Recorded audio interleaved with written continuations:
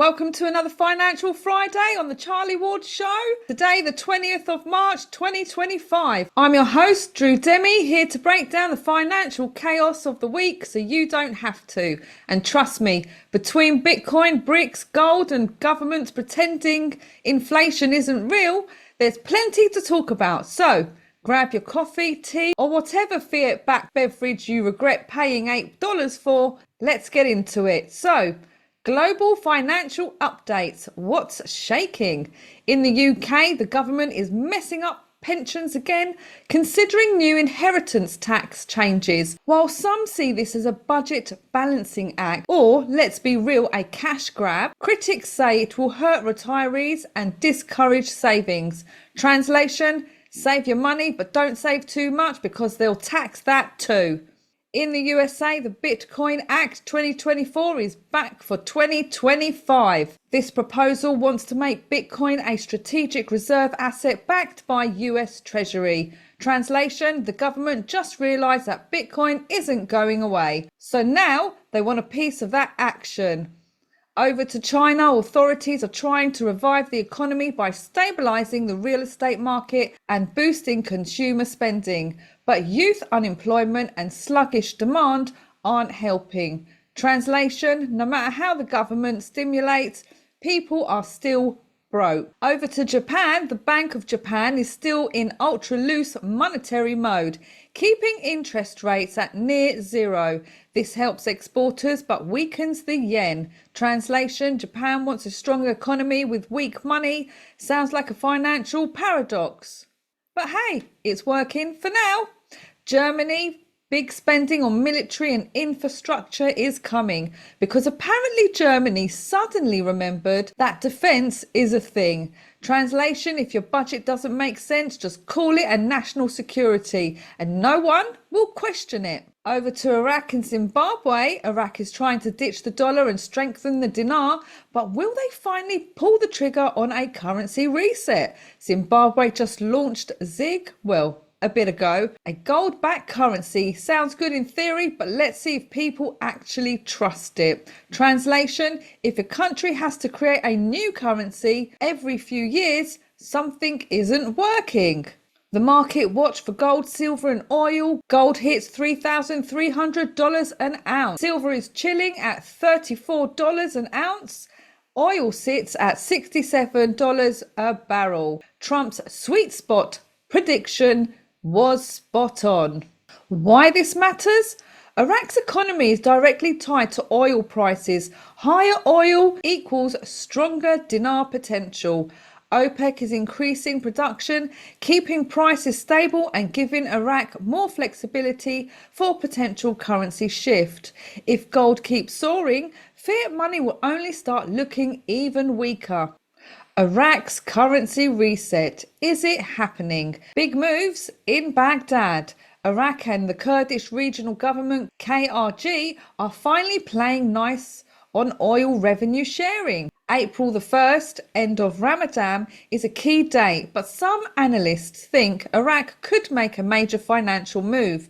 The IMF, UN and World Bank will need to sign off any big deal changes. Translation: if the IMF gives the green light, Iraq could finally make history, or they'll just keep talking about it for another decade. Iraq is making major financial moves. 50% of Iraq's population is now using digital banking, up just 15% from 2 years ago. Gold reserves over 160 tons. That's a power move on the global stage. The World Trade Organization membership is almost finalized, setting Iraq up for international trade expansion. Major banks like JP Morgan and Citibank are stepping in, bridging Iraq to the global financial system. So, what's the play here? Iraq is modernizing fast, and with these shifts, they're laying the groundwork for the long-awaited revaluation of the Iraqi dinar. Translation: Iraq's financial system is getting an upgrade. Digital banking, gold reserves and international trade deals. Could this finally lead to a currency reset? For years, people have been waiting for Iraq to make a move.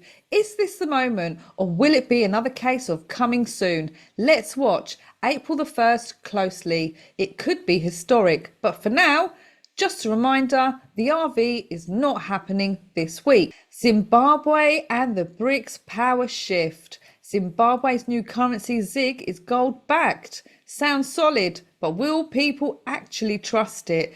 Meanwhile, BRICS, Brazil, Russia, India, China, South Africa is expanding, aiming to weaken the dollar's dominance. Translation: the world is slowly moving away from the US dollar dependence, whether Washington likes it or not. In the crypto corner, the SEC versus Ripple, Bitcoin's big play and Elon Musk's wild claim.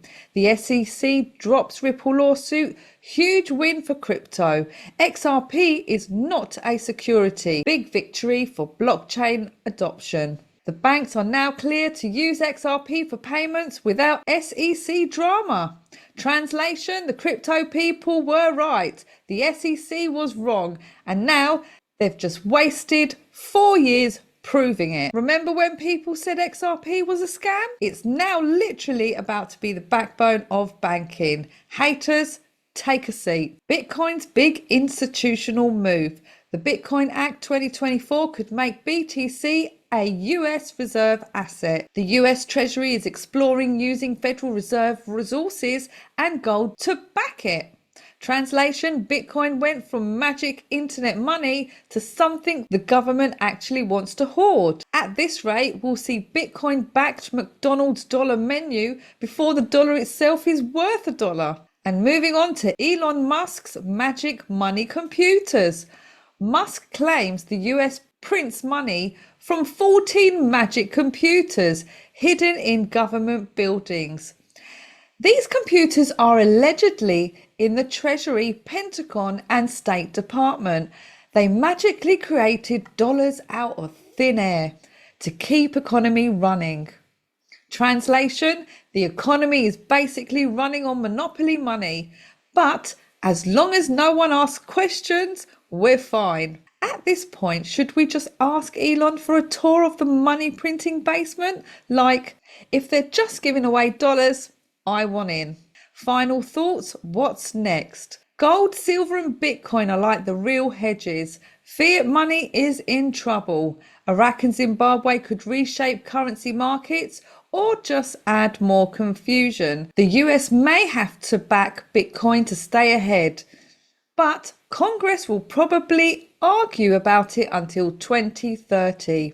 And that's your Financial Friday. And for my crypto warriors, check out Paul Brooker and Zesta Zerfos over on charlieward.com on XRP Boys for a deeper dive into crypto, BRICS and blockchain. Until next time, stay informed, stay prepared, and always follow the money. Bye bye.